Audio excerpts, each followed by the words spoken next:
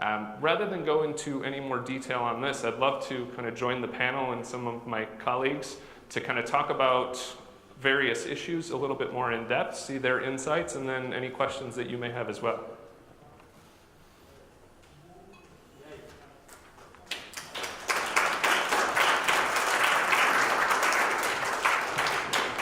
Make it at home.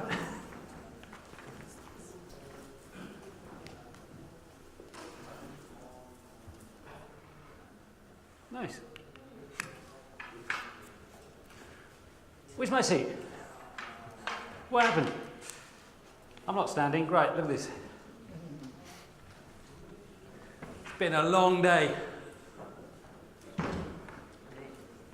Introduce yourself. Who are you? Yeah, okay, my name's Steve Fox. I'm Procurement Director for Bartlett Mitchell. We're a contract catering company. Flexitarian, vegetarian, carnivore, Flexitarian. Probably, yeah, I do eat meat, meat dishes without meat in, yes. I wouldn't say I'm a flexitarian specifically. Matt. My name's Matt Jones. I'm a senior buyer for Reynolds Catering, and you've just had Tony up here, so one of his 21-year partnerships as a pie. So is it true, does he get up at 4 o'clock in the morning and squeeze my avocados, or was that just blah blah? He's gone, by the way. 4:30. Flexi, carnivore, reducitarian? Yeah, reduce more than anything else. Yeah. Meat less, more fish. Yeah. Which we haven't really spoke too much about fish. Pescatarian. But yeah, I like a bit of fish. Fraser? Hi, excuse me. Hi, I'm Fraser Parramint. Recently stepped out of the corporate world and set up a small procurement sort of supply chain operational consultancy business. I am a carnivore through and through, but I totally understand the requirement to responsibly eat less meat. Very cool. Which leads us to carnivore, flexitarian, reducitarian? Carnivore trending towards flexitarian. Yeah. Very cool. And I'm a down and out flexitarian. Just make the mind, do eat less meat, but just want to make my choice each day. So you've heard a lot of stuff today, Steve. You've had loads of people on the panel talking about vegan, vegetarian and trends and all the rest of it. Any changes in buying pattern, or is it just the same? No, I haven't noticed any real specific change in the buying trend. I think what our chefs are learning to do is to make better use of the ingredients that we already have available to us. During the food demo, they were talking about using ingredients like fennel and also celeriacs. Those are kind of vegetables that have been around forever, but maybe have not been utilised to their best advantage. So I think making use of the ingredients that are already available to us also drives, works commercially better as well, because the minute you start introducing products from further afield, quite apart from the sustainability issues, you then start incurring increased commercials, which then puts a different pressure on you. We've heard, I think it was Chris who mentioned 300% up veganism in the UK. Chris, same across the pond? It's gone up quite significantly. I can't give you an exact percentage, but we've definitely seen an increase in vegetarian veganism. But even in addition to that, we're seeing a lot more just vegetable-centric dishes. So, the vegetables are taking the center of the plate, and rather than being, completely meat-free or completely dairy-free, they're being accentuated or they're being enhanced by the addition of maybe a little bit of ham or a little bit of cheese. But the star of the plate we're seeing much more frequently, especially on the starter side or the small plate side, are definitely those vegetables. And so that's definitely having an impact on our procurement teams and going out and identifying those new and unique items that are going to create some interest and drive value to the guest and to the customer, because they don't want to just see, I think Jim said earlier, 5 products drive the SKUs from food service, and I have to assume that's onions and potatoes and lettuce, and those are not products that people want to see in the center of the plate. Those are things that support your burger or support your steak. So Matt, is it potatoes, avocados, or is it really the revergence of celeriac, or is it wasabi cress? Yeah, I think luckily for us, we're in a fresh produce industry that is all about fruit and veg. It's going to have a natural growth at this moment in time with the trends that are going on, veganism and vegetarianism. So you're always going to get that, but it's about now finding a hero product. And it's about that next hero product. And those products have been there for years and years. And it's about utilising those products and using them better. You're already seeing with the heritage beetroots and heritage carrots all coming through. The problem is with our industry within food service, it's all very slow.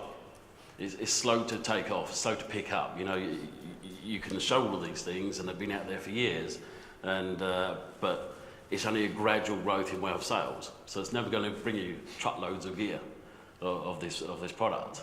Okay, it's going to be a nice hero product for a pallet a week. So those new products are getting less and less to see. But you can still see them every time you go out to your growers, and you see the growers, you go out to the trial fields, the trial plots, you see your red curly kales being grown and your golden beetroots and everything else that are there. And that's your next inspiration to take to the chef to say, try this, try this, try this.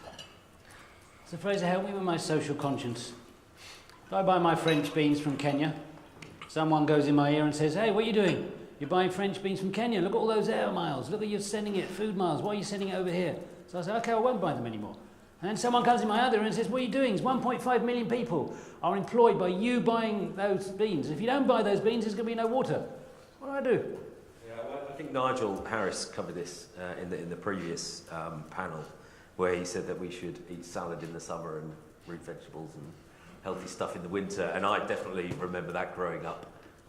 You know, with my family, cooking was very different back 25 years ago.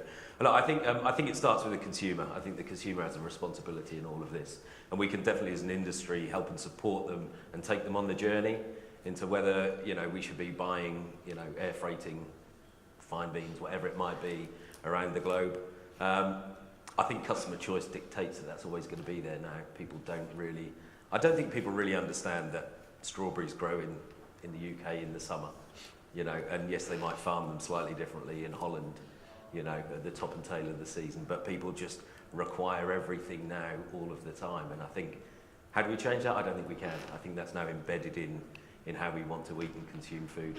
I think also we've got to look at who's actually embedded that into you.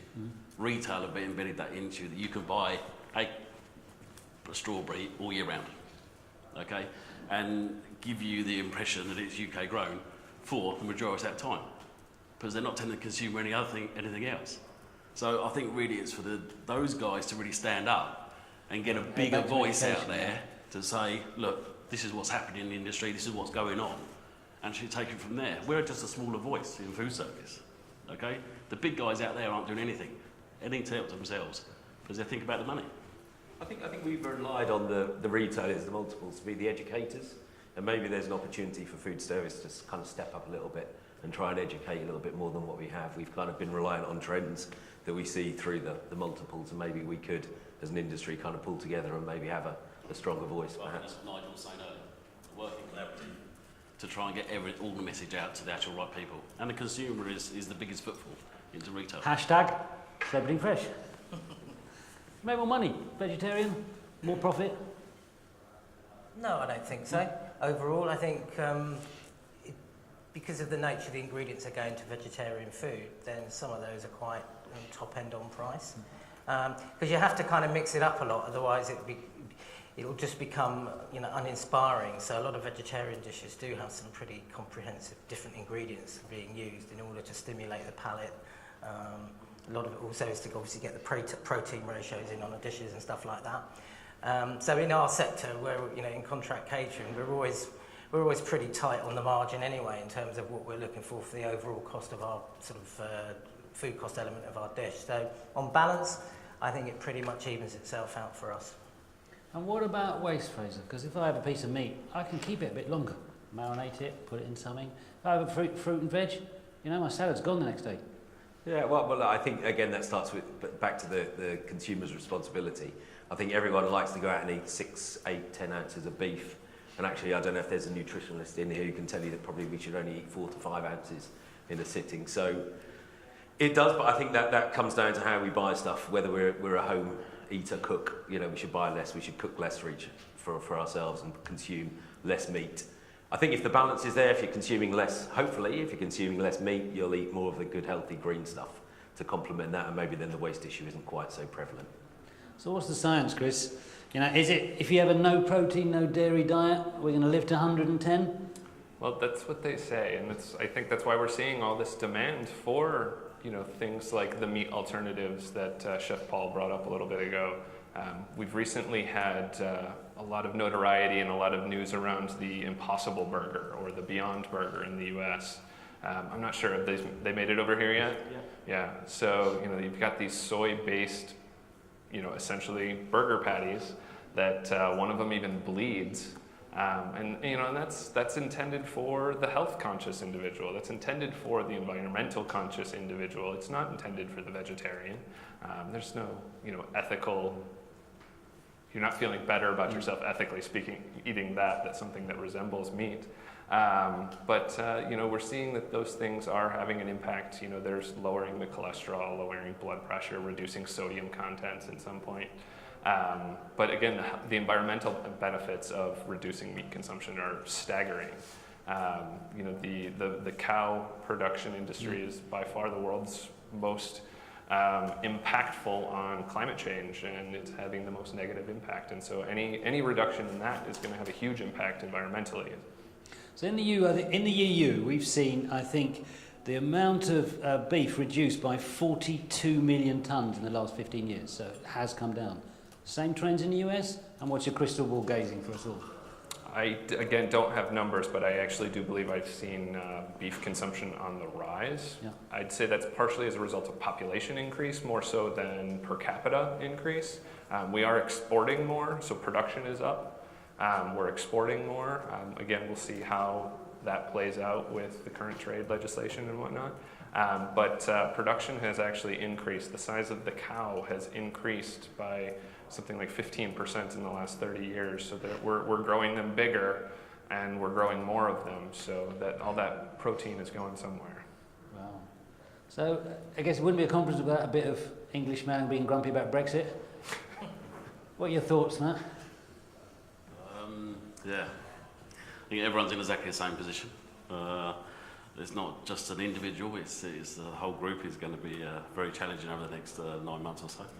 But I think, personally, the migrant and the labour is the key thing in resolving where we are with that. Will it tick off a number of boxes right the way through our industry? I was at a strawberry grower last week, and he employs 700 seasonal pickers. And I said to him, "How many you got coming?" He says, "I don't know yet." That's how. A year ago he knew. Now he's not quite sure. He's got people on the ground in Poland, Romania, and all those sort of places. But the calibre of the pickers coming over now are wrong, different, should we say? They're people that have been out of work for 3 or 4 years. There's no youngsters coming through now because the economies in Poland and Romania and everywhere are getting better. And those kids are getting educated there. You can see the explosion within their own economies in those areas, and they're going to Dubai for another job there, etc., etc. So there's no seasonal labour coming over here either. And I think having an answer around the migrants and the labour that we need over here for our industry will tick off a number of boxes. So help me out with my social conscience again. We eat less meat, therefore we buy more fruit and veg. We buy more fruit and veg. It still uses water, but perhaps not as much as it uses for a cow, which I think is 2,000 gallons or whatever for a pound. But what does it do to the state? How do I buy ethically? So if I buy avocados, which we buy loads of, if I buy them from Mexico, all we're doing is we're cutting down rainforests to grow avocados. We're not actually solving the problem. So how do I solve the problem? How do I buy ethically, yet still fuel this big demand for more fruit and veg? Seasonally. We've already discussed this already with Nigel earlier, and going to that seasonal menus. Our own MPD teams and our own development chefs need to be really working at that seasonal level and using the right things in trend and in season. I think that's the way you've got to go with it. Yes, you're going to have those all-round products, like bananas, oranges, avocado, etc., that we can't do in this country. But it's about finding the next country that is able to and has the right economy in order to do that for us. And what are you looking at? You're looking at 16 countries at the moment growing avocados. Okay. If you looked at it 5 years ago, it was 5. So straight away you can see what people are trying to do by moving that around the world in order to capture the demand for these products. I think actually there's a big issue around, you talk about the avocado and sustainability, because to me, avocado would be the next. At the moment, we're all focused on single-use plastics, but ditch the avocado could well become one of the next sustainable issues because of the explosion in consumption of avocados. It's actually having a massive impact on particularly Peruvian and Mexicans, because it's decimating their water tables and leading to arid conditions and things. Combined with, say, in particularly Mexico, where the avocados are controlled by the cartels, you've got a whole other side of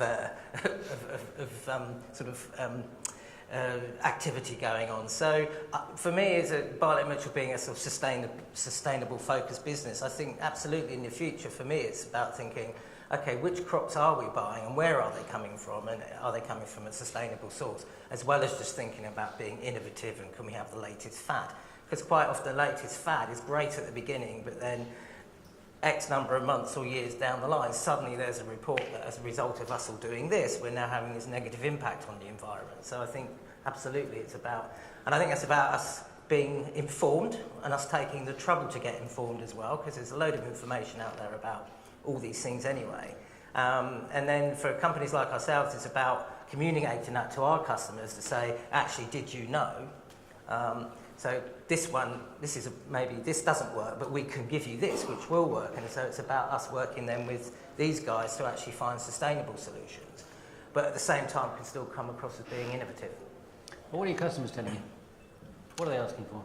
Well, at the moment, mashed avocado on rye bread, because because that's the fad. That's the fad at the moment. Yeah. So as I say, it's for us to be going out there, and that's where you get your chefs from, to go out and be creative.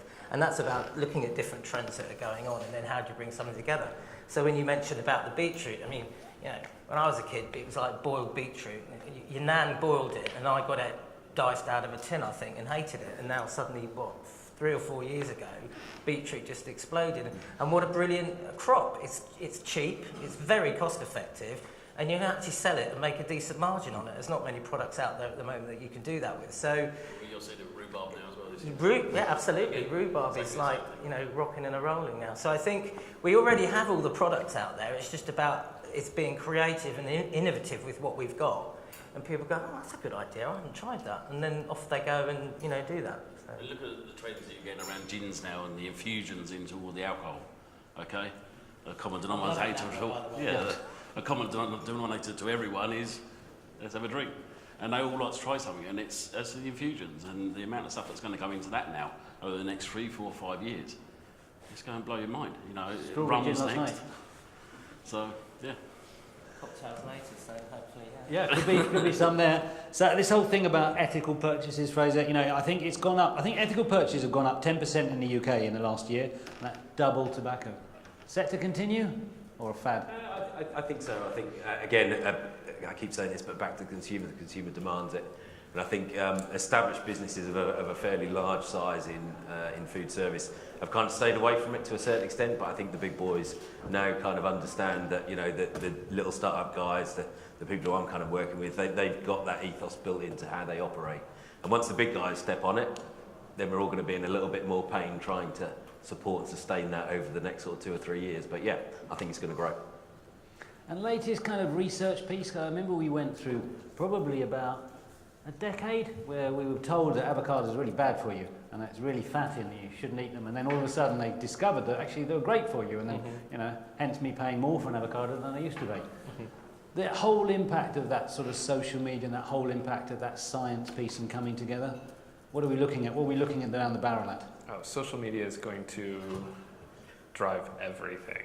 It's driving everything we do. And as soon as it came out that, the avocado fats were actually good for your cholesterol as opposed to adding to them, that became more popular. As soon as some creative chef decided to smash it up on a piece of toast and somebody took their photo and posted it on Instagram, of course, it just starts getting more and more popular, and we're seeing that. And one of the things that I find most interesting, going back to this conversation of creativity and product development is, the best chefs in the world have always been seasonal chefs. They're always using the best products that are available to them, and that's where all of our trends start, right? And so now the trends are just moving faster because of social media. So they're evolving quicker, and it's so, again, we're seeing a lot of the young, fast casual, the limited service, quick service type restaurants, but with higher quality food on average. you know, we're seeing them moving more quickly and more nimbly in order to adopt a lot of those rising trends. And we're seeing some of that more seasonal cooking happening to be more ethical, to enable that to happen a little bit more. And it just requires that flexibility. But again, you know, as soon as the big guys get a hold of it, that's, you know, when that trend has hit that emergent stage and has been totally adopted. And suddenly now we're producing this product in quantity and shipping it from, you know, farther and farther away. And the cycle starts again because it's no longer ethical, it's no longer sustainable. And so, you know, what's the next social media thing at that point? I think we've got to be really careful as well. You look at the avocado one. You know, it's a 7 years to get a commercial crop of avocado. There's a 2-year waiting list for the trees. There's 9 years. This whole trend started 3 years ago. You're not going to see the end of it yet. Okay, it's going to keep continuing. And this is the problem you're going to have. And social media, as you say, it's crucial. It's going to be really influential. But if it picks on something else, then we're going to have more gaps and we're going to have more problems going forward. If it grows as big as avocado has. I mean, if we look at, I assume similar again here. Beets have taken off in the U.S. Brussels sprouts were hot, insanely hot. Yeah, and that's it. Nobody wants them anymore. You know, they had their 15 minutes, or we'll call it 3 years, of popularity, but now they're there. But they're basically a carrot on the plate. No offense to carrots, I love carrots, but they're not on trend anymore. So the demand has dropped significantly. When does the avocado floor fall out? You know, You can see that with the trend of veganism at the moment. So you walk down any high street in any city in this country, and every restaurant, casual dining in particular, has some kind of vegan A board or some kind of marketing point of sale that says their latest and greatest vegan alternative meal solution. And I would question the kind of the real research and development that's gone into doing that. So is there a protein substitute on the plate, or is it nicely produced produce and well cooked and presented and served? But I think that, yeah, not to dampen down the run on veganism. I think it's high priority at the moment. We have a tendency to jump on the bandwagon, say it's the best, greatest thing, but I think maybe in 6 months' time it'll start to peter down, and hopefully operators will get back to focusing on what they do best, what their core products are, and then we can slowly move forward with not having a run on too many other big product lines and giving us a bit of trouble. So is it Satan or is it Satan for you? It's Satan.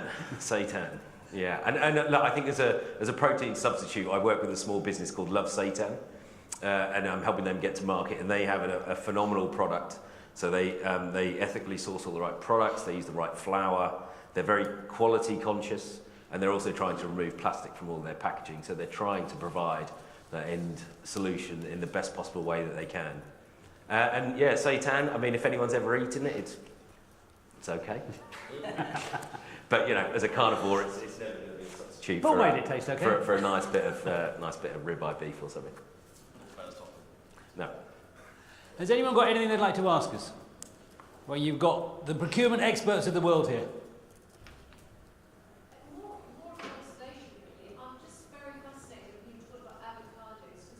You know, there is going to be a backlash, isn't there? Because the other day I read that cashew nuts are actually going to be ethically not sustainable, and that's already coming into the mainstream slowly. It hasn't really hit yet. And today, ironically, there's reports in the newspapers about local butchers in Kent being attacked, having their windows smashed through the power of social media.